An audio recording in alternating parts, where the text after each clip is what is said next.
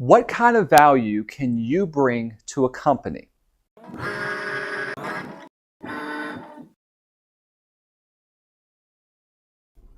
Last week, we looked at the topic of understanding yourself and also the needs of a specific job or an industry. This week, we're going to take it a step further and put job hunting into practice. Now, looking for a job is probably the one thing that scares students the most. Where do you begin? Who do you talk to? How can you approach a job, and what are some things that you can do to start preparing for this? Now, just because you have a degree doesn't mean that people are going to be seeking you out. You can't just put your resume and portfolio online, then sit back and wait for your phone to ring. Instead, you need to be proactive about approaching companies and understanding their needs. And so that's what this week is going to be about. How do you take those first steps in looking for a job and applying for a job?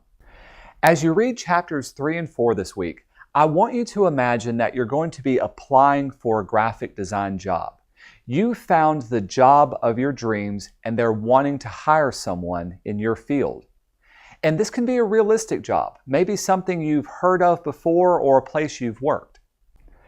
And as you think about applying for this company, I want you to be realistic about the expectations. I want you to imagine there are other people applying for this job too. And these other students have a graphic design degree just like you. They've got a stellar portfolio just like you. They've got lots of work experience.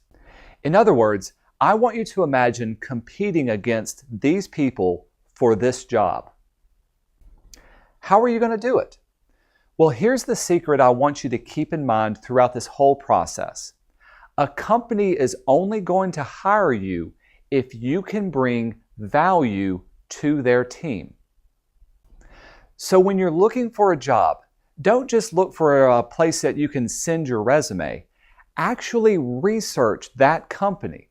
Find out who your boss is going to be and contact that person. Let them know that you're being proactive about wanting this job. Then you can tailor your resume to highlight the values that you can bring to this company. Show them your skills, your experiences, all of the training that you've had in your education. And when the time comes that they ask for references, you can give them a list of people who will speak highly of the kind of work that you do.